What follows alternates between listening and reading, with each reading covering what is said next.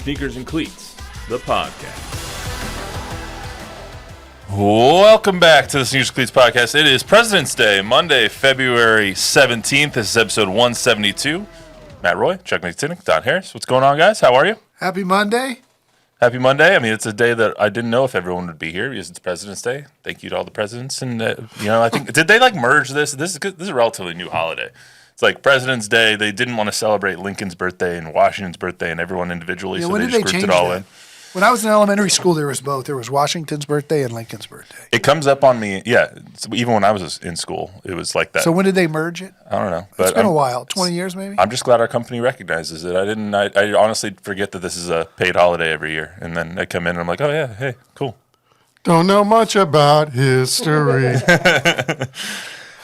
We got a lot to talk about, though, on this President's Day. All-Star Weekend was something.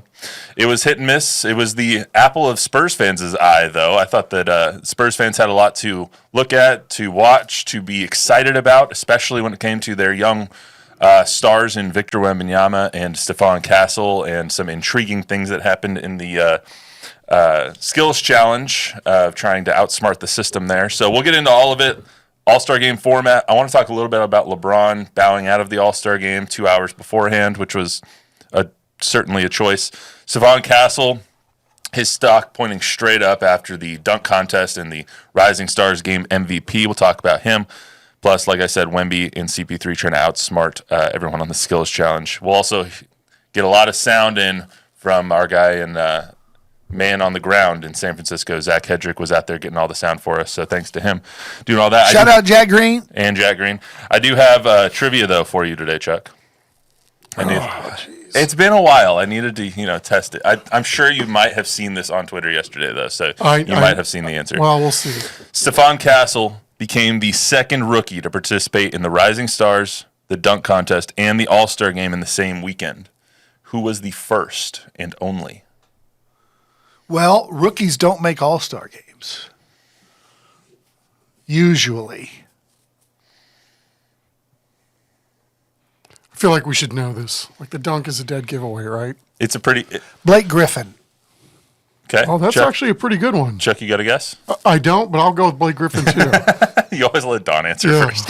He's usually pretty good at that. Chris, you got it. I'm going with Blake too. He's going with Blake. Javi? Blake Griffin is the answer. Nice, very nice. Blake Griffin is correct. He participated in the dunk contest. That was the year he went over the car. He was in the Rising Stars. It was a Kia, too. He was a Kia. Yeah, well, they've been the sponsor. Smaller car. Bigger guy, smaller car than Mac McClung this year. And then he participated. He was an All-Star his rookie year. So that is a nice poll from you. Nice poll. Here's the thing about the Matt McClung dunk. You have to really process. It's not a Kia convertible. It's not the hood of the car. He jumped over the highest part of the car with someone sticking out of the sunroof with a ball on his head. And when you watch him walk up to the car to get everything set, the roof of the car is at his chest. Yeah, he's not a big guy. It's a Honda. It's a Honda Accord. It's a Kia, but it's the same size. It's like jumping over your Honda Accord's highest part. Yeah, well, the thing about that dunk, and we'll get into the dunk contest in a little bit, is that it was basically the same dunk that he did last year, just over a car. Like, it was essentially the same thing. It's still impressive. I'm not saying it's not impressive. I'm just saying there was a certain dunker that if you saw it out in the parking didn't need lot, props. If there was no basketball involved and no hoop involved, and you just saw a guy out in the parking lot jump over your car, you'd be astounded. Well, that's basically who he is just a guy out in the parking lot because he's not actually in the NBA. Right. It's true. All right, so let's talk about the All-Star Game first. Nice poll from Don there to get Blake Griffin. Team Shaq won the All-Star Game. I guess that was the OGs, Team OGs, 41-25. First and foremost, I want to ask about the format because that's the main talk here. What did everyone think of the format? If nobody watched it yesterday, which is probably a lot of people, I only watched it because Wemby and some Spurs people were in it. There was basically a bracket-style tournament. There was 4 teams, 24 All-Stars split up between 3 of the teams. One of the teams was the Rising Stars team that won the Rising Stars bracket on Friday. So that was the team that had Stephon Castle on it. That one coached by Candace Parker. What were your thoughts on the revamped All-Star Game after last year? the All-Star game was a complete farce, and they scored over 200 points, the winning team did, in that All-Star game. Did you think this was better or worse? Well, I thought it was better. I think the format lends itself to the fact that it has to be more competitive, right? Because you win in advance, and if you lose, I don't think that the veteran team wanted to lose to the rookie team going in. So on the surface, I think the idea was good. Have team against team, win in advance. The problem I had was that there was too much time in between the first game when it was like, okay, I think I might be able to get into this. And there was all that TNT nonsense in between game, and I think you lose people at that point. At least for me, it was like, okay, I can sort of get into this. It wasn't like bodies were hitting the floor. It wasn't like it was uber competitive that first game. But I think markedly it was different and it was better and it's set up more for being more competitive. But, when the commissioner has to meet with all the players before the game and say, we need you guys to go out and compete, I think you've got probably some issues going in. Well, he did that last year, too. It didn't work. So I think the fact that it was more competitive was better. I think it was disjointed with all the breaks. I mean, the TNT thing happened during a game. It was 11-0 in the final game, and the TNT took a 20-minute break in between. And so I was thinking, if you're Wemby, you played in the first game, then you had to sit. You had to sit through Kevin Hart performance, musical performance, whatever it is. And then you sit through the 11-0 run. You're not playing because you're on the bench. And then you sit through the TNT thing. Like, it was an hour from Wemby sweating to Wemby sweating. And I think it was more than that. It might have been like an hour and 40 minutes. Maybe, it was wild. It was a long time. And, these guys have to re-warm up and everything. It was just disjointed. I like the fact that they made a game where it gave them incentive to have to win. But other than that, I think they can tweak it in different ways to make it a little better. At the rookie thing, I saw Draymond went off on. Yeah, I was just about to bring that up. They're not valid all-stars. Why do they get to play on Sunday if they didn't earn it? They're not. But at the same time, I like the fact that they're out there pushing the real all-stars to have to play hard. Otherwise, they'll get embarrassed. That was the most competitive game, was the one that the all-stars and the rookies played, because no all-star team wants to lose to some rookies. So, I thought that was actually – Draymond has a valid argument. Basically, Draymond said, why are we bringing all-stars to the all-star – or why are we bringing rookies into the all-star game? Like, yes, they played on the same court on Friday, but that court is the all-star court because all-stars are on it and they're not all-stars, was basically his point. I get it. However, it did make the game more competitive because that game, I was glued to that one a little bit more. One, because Steph Castle was playing and he was playing well, but two, because I really wanted to see the all-stars lose to some rising stars. I really did. Yeah. What about? Yeah, I would have liked to have seen that too. Then maybe it would have been incentivized for them to, maybe not go out there and get embarrassed the second time. For me, it's like, do I have time for this carnival atmosphere in all the sporting events? It's not just the NBA All-Star Weekend, but if it was just basketball and they're playing and they're competing, but do I need all the other stuff? And I think the other stuff, it was nice. They used to kind of blend that stuff in. Now it's completely taken it over, and it's almost overshadowing the event itself. So Kevin Hart, man, way too much Kevin Hart. I thought that Saturday night was much more digestible. Saturday night, you have the skills challenge, and it was quick. It was skills challenge. All right, a little bit of a break before three-point contest, and then dunk contest. And dunk contest went fast too. We were able to get it on air on 9 or at 9 and at 10 because it was quick. It was fast paced. Sunday just drew on, man. It was pretty bad. And coming from me, I hate all-star games. I hate Pro Bowls. I hate all of it. Like, it's just, why are we doing this? It's not even a game anymore. It's just a waste of everybody's time. Let's just call them all-stars and give them the weekend off. Like, we really don't need to do these exhibitions. I would rather watch paint dry. I would rather watch NASCAR than watch an NBA All-Star game. And that's saying something from a guy who hates NASCAR. Did you feel the same way about the All-Star games in, like, the mid-'90s when Kobe was guarding Jordan and they were playing? No, because it was competitive then. Yeah, they were trying. It's all about trying and being competitive. If there's effort, like, I liked this year a little bit more because you could tell there was a little bit of effort. There was, like, it wasn't last year where there was like, all right, let's lob here, let's lob there. Right. I mean, you still had Steph going half-court shots and making one of them, which was impressive. It was competitive. It was a little bit more competitive. You had a little bit of defense. Kyrie Irving was trying. Wemby was trying. Wemby was trying. The Rising Stars were all trying to win that game. Yes, it wasn't the best basketball, but it was at least a little bit better. So I liked that. The part that really soured me was before the game when LeBron bows out and he says it was because of ankle and foot discomfort. It's a fine line there, but I think that was completely selfish of him to do that because it could have gotten Norman Powell into the game. And Norman Powell's a guy who deserves to be a first-time All-Star. And this is where the leagues kind of differ, in my opinion. In the NFL, being a Pro Bowler doesn't mean anything anymore. Drake May was a Pro Bowler. Tyler Huntley was a Pro Bowler. Neither of those guys are top-tier quarterbacks. Neither of them should be in the Pro Bowl. Were they real Pro Bowlers or were they? They were alternates. They were fifth. They were fifth alternates. But it doesn't go on your resume. Yes, it does. No, it does. no.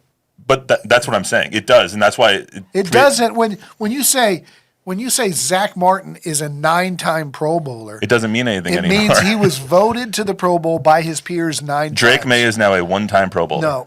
No, he's not. In his actual resume, it says that. Yes. Well, that's what I'm saying, though. That's my point. That can't be. That's what I'm saying. That's my point. It invalidates the entire process Correct. by doing that. In the NBA, I think that it's actually important to be named an All-Star because there's 12. There's 24 All-Stars. And so I feel like it's still important to be named an All-Star. Kyrie Irving was a deserving All-Star, even though he was an injury sub for Anthony Davis. Norman Powell would have been a deserving All-Star, even though he would have been stepping in for an injured LeBron James. However, LeBron decided to be a selfish superstar. I don't think alternates should count towards your resume in either. Either way. Decided to be a selfish superstar, take himself out of the game, and not even ruin all the pictures too. Did you guys see when they were taking the group photos and he was still dressed in his street clothes? Yeah. What a jerk. Yeah. Put the uniform on. Also, you're not playing a real game. You're playing an exhibition. Lace him up, go out there for 2 minutes, throw a lob to somebody, and then go sit on the bench. What was the problem? It might have been a Draymond type of protest, a silent protest. He might not like the format. He may have been mad at the commissioner about something. LeBron's got so much juice, we'll never know what his motivation was. But if he wasn't going to play, he surely should have let people know in advance so that a replacement could have been. It's been a weird year for him, right? I mean, the leave of absence earlier in the year, just a little odd, no doubt. I mean, it was just it was a stupid thing to do. And for him to announce it, it was a flex. It's not something you should be flexing about. No one cares about the All-Star game anyway. Go out there and pretend to care. You guys don't. We all know that. But, it's just that soured me a little bit seeing him go out there and not sabotage his team because his team won. But it was just a selfish move, in my opinion. Let's get to Wemby. Wemby, his first All-Star game is now in the books. I loved the way he went about the entire weekend. Let's get to what he said after the game before we talk about his weekend in San Francisco. It was better than I expected. That format, 40 points, I think it worked out really well. There was, it felt like there were high stakes to the games, even though, of course, the effort is inconsistent, but it was better than expected. In that format, I think it worked pretty well. I'm proud of, really proud of being an All-Star. Really proud of having the chance to give all I had and taking that opportunity. Yeah. To me, Victor is the role model of role models if you want a superstar on your team in this league. He went out there. He said beforehand he was going to try his hardest. He went out there. He tried his hardest in the skills challenge to try and circumvent the rules. Didn't end up working. Went out in the All-Star game. Went through his entire pregame routine. I saw an ESPN writer who said that the Spurs actually flew out his trainer and people to make sure he could still go out and do his pregame routine. He read his book before the game, which made the internet, and Nikola Jokic shaking his head about it because he didn't believe that Victor actually did that. I just thought that the way that Victor went about this entire weekend just speaks to the incredible amount of character and I don't know what the other word I'm looking for. Character is the best one. He gets big picture. He does. He's who you want. He is the superstar that you want on your team. When I was looking for video of him, some of the stuff that Jack sent back, on Saturday. You could tell he was busy with off the court stuff too, the whatever he's got going on the side. But the Spurs PR staff was leading him from basically like the court to try to get him back to the locker room. And he stopped 3 times without being prompted to take a picture with a little kid. And, it was slowing up the process. You could tell, I think, that the Spurs PR staff was probably not real thrilled that he was doing that. But I thought that was cool. I think that to me says a lot. It's yes, there's the business of basketball. There's the business on the court, but doing things like that too, when maybe not necessarily everybody's watching, that to me is where I think it tells you where the heart is. He's like Giannis in that regard. He really gets it when it comes to young fans. He also gets it when it comes to, he made the comment that he's in shape now where he can play 100% every time he's out there. And he took a lot of pride in getting up and down yesterday. And he was breathing hard, and he was making plays. He played fantastic. I think he had 6 points in the first game and 11 in the second. And, I mean, that's half his team's points in that second game. But he also, like, the Joker was kind of making fun of him in the locker room for reading a book. What these guys don't understand is, All-Star Weekend is All-Star Weekend. But I don't know this to be a fact, but I would not be surprised if Victor was in bed reading lights out 9:30, 10 o'clock, just like he is every other night of the year. Yeah, even at All-Star Weekend, which is like you stay out till 4. The All-Stars, you look at James Harden on Sunday, James Harden probably didn't sleep. James Harden knows how to party. ASU alum. He's at Arizona State. But I wouldn't be surprised if Wemby was in bed at 10 o'clock. It's one thing we do well, is party. Forks up. No, 100%. And you saw that with Stephon Castle as well. Friday night after he won the All-Star Game MVP, they were interviewing him on the set, and they were like, "What are you doing tonight to celebrate?" He's like, "I'm going to sleep. I got a dunk contest tomorrow." So, and Candace Parker made note. He's like, "That's my superstar. That's who I want on my team." But he's not young, he's not old enough to drink. Yeah, I know. I think somehow they get around that in the NBA. But, no, I loved the entire process. You could tell he was the one that was trying the hardest. He wanted to be on the floor to try and compete with all the All-Stars. He wanted to give people something that they had never seen before. People that were at the All-Star game, patrons that were watching him maybe for the first time, showing them what he's all about. Like, I just loved the entire process. And I was sitting there with my wife last night, and it was just like, she was amazed at the kind of stick-to-itiveness that he has, the character, the integrity that he has to go out there among the superstars of superstars, the KDs, the LeBrons, the Damian Lillards, everybody else under the sun, and still go out there and compete like it's a normal game. He had the ball at the top, maybe half court, and he was dribbling up, and Charles Barkley said, that boy right there, he's going to be here for the next 20 years. They said on the broadcast that they think he could be the MVP next year. I think it was Reggie Miller who said that. He was in the next Castle? No. Wemby. Wemby. No. Barkley said that about Castle. Oh, I didn't know. I didn't hear that. No, it was like I said. It was just extremely impressive showing from Wemby. One thing that might be a little bit less impressive and was more interesting was the strategical decision. I know that's not a word, but strategical is what I'm going to go with. Decision on Saturday night to be disqualified from the skills competition. So if nobody saw it, on Saturday night, Wemby and CP3 batted leadoff in the skills competition. It was the first competition on All-Star Saturday night, which is still the best day of the All-Star break. The objective is to finish the obstacle course by passing and shooting in the quickest time. They tried to circumvent the rules and not really take the shots, just kind of take the ball off the rack and throw it towards the basket because they wanted a faster time, and that disqualified them because they weren't valid shot attempts. Everyone on the broadcast was like, this has CP3 written all over it, but come to find out, it was Wemby who came up with this decision. Let's hear from him. I did, and I don't regret it. I think it was a good idea.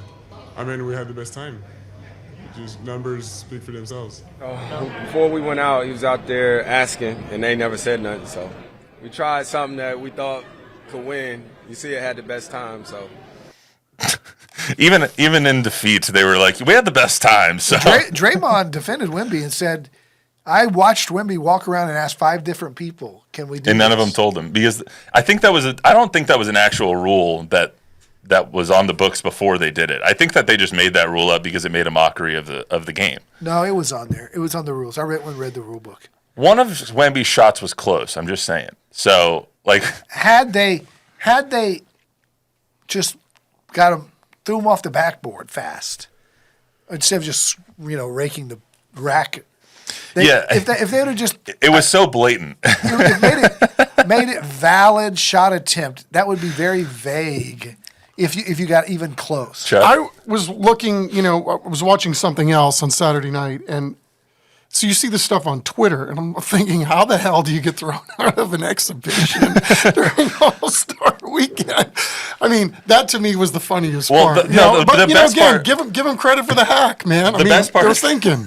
Best part is the rules officials and it's like a pamphlet of rules with guys' faces on the back. It looks like he just pulled it from someone in the stands. He was like, "Can I have that for a second?" He comes over. He's like, "This is where you guys messed up." I just thought it was really funny, but.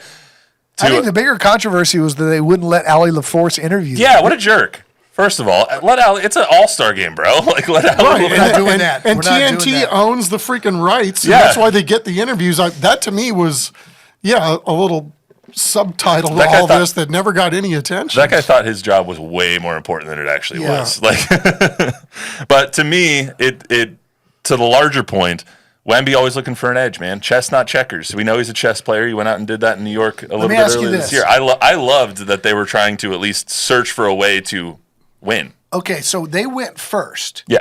When the other teams see this, it's registering in their head, okay, that's what we'll do too, right? So they disqualified him right away before somebody else could go because they didn't want their contest to be screwed up.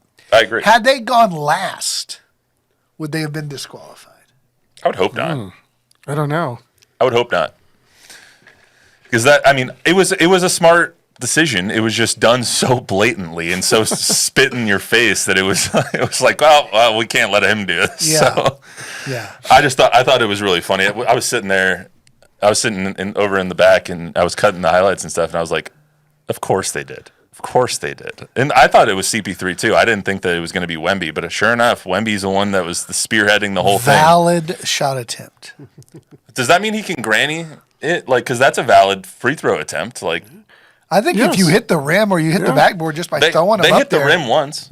that would be valid. All right. Well, let's get to Stephon Castle because I feel like he was the actual real highlight of this entire weekend. Besides Victor, I think Stephon Castle really showed himself to the world. He balled out in the Rising Stars game. Some would say that his star rose. Dominated it. And he should have won the dunk contest, in my opinion. But he got to participate in the All-Star tournament as well. Let's hear from the young Spurs superstar. Yeah, I'd say it was a successful weekend. I got to participate in, events on all 3 days. So, as a rookie, I feel like that was definitely a successful weekend for me. Definitely a successful weekend, guys. Like I said, I feel like Stephon Castle introduced himself to the world. If he doesn't have a shoe deal, he will now. It's one of those deals where you just explode overnight. The league knows about him. The vets know about him. They're talking about him. Everybody's talking about him. Anthony Edwards was talking about him. We've seen LeBron take him aside after Spurs-Lakers games. This guy, Barkley said last night he's going to be here for 20 years. He's the real deal. I sent a text, I think it was you or Zach or somebody that said, my prediction will be an 8-time All-Star. He'll be the Pippen to Wemby's Jordan. And I think in time he'll be the second best player on this team, better than De'Aaron Fox. Let's make no mistake. The next Spurs big three is Wemby, Fox, Castle. Not Devin, not Sohan, not Keldon, not any of those guys. That dude is an all-star. Yeah, we got a long way to go before I'm making any predictions like that. But the guy doesn't seem like a rookie, right? He seems like he's used to winning. He knows how to win. He's been a part of winners. He's been a reason why his teams have won. And I think he's bringing all that to the NBA. And there's a certain, seems like business aspect to all of this for him.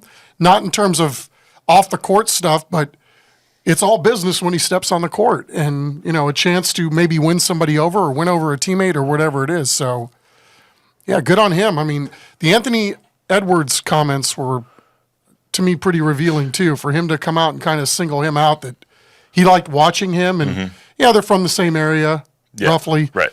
But, when a guy like that could single out anybody, for him to say Stephon Castle, I think that means something. I thought they got to – maybe people knew about him before because obviously he's been one of the best rookies in the league, if not the best rookie in the league this year. He's tops for Rookie of the Year this year.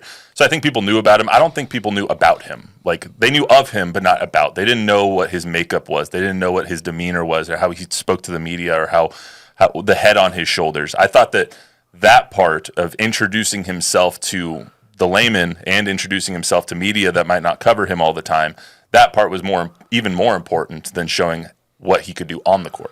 Yeah. Look, when we talk about these guys, we talk about Wemby, we talk about others, we talk about their pedigree. Like, R.C. Buford was going to France to watch Wemby when he was 14 years old, right? Steph Castle was a McDonald's All-American. He was a top 3 national recruit in his class. He was a one and done at UConn and won a championship and was a starter on a defending national championship team, right? So it's not like UConn wasn't any good. They were defending national champs. He comes in as a true 17-year-old and starts. So, I mean, this guy's pedigree, people have known this kid was really, really good for a long time. And the story about George, what's the longtime Spurs scout? George Felton. George Felton went and watched a UConn practice his freshman year. And he was coming off a tough game where the kid from Creighton, Schneider, weird last name. He was drafted in the first round. This past year? Yeah. He was a first-round draft pick, but he was really good at Creighton. He was the best offensive player in the conference in the Big East. And Castle had struggled against him. And Hurley was tearing into him, and the assistant coaches were tearing into him. And he was having a rough practice, and they were ripping him time after time. And George Felton told the coaching staff at UConn afterwards, I've been doing this for 40 years, and you got into him, you got into him, you got into him. The kid never blinked. It was always, yes, sir? Okay, let's go back to work. He didn't drop his head like, oh, I'm frustrated, I'm getting killed today. Never dropped his head. And Felton said, I've been doing this 40 years. I've never seen that. I've never seen somebody get ripped that bad and not have bad body language. So he's a special breed of cat. Baylor Shireman? Yeah. I just had to look that up. No, I agree. I mean, I think that Steph Castle is the real deal, and there's a reason that he wasn't included in the De'Aaron Fox trade. I mean, there's a reason that De'Aaron Fox was texting Stephon Castle saying, I want to play with you. I don't want to be traded for you. I want us to build something here. Props to mom and dad, too. Stacy Castle, who played with Tim Duncan at Wake Forest, they did their job with him. Chris Hoffman filling in for Bob Gambert today. Chris, what's going on the web, man? The first thing is that I was reading about Stephon Castle's performance in the Rising Stars. He either scored or assisted on 18 of the 25 of his team's points. So that right there is amazing in itself.